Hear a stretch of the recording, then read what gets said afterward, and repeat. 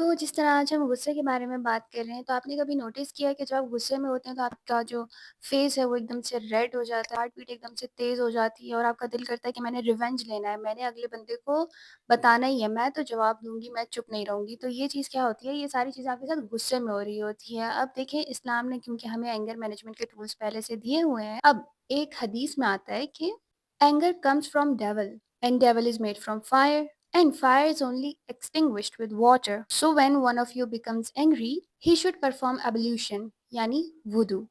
देखिए अब क्या होता है कि जब भी हम गुस्से में होते हैं तो हमारा सिंपैथेटिक नर्वस सिस्टम एक्टिवेट हुआ हुआ होता है। उसमें हमारी जो हार्ट बीट होती है बहुत ज़्यादा तेज़ होती है और बाकी सारे सिम्पटम्स होते हैं। हमारा एमिगडाला एक्टिवेट हुआ हुआ होता है।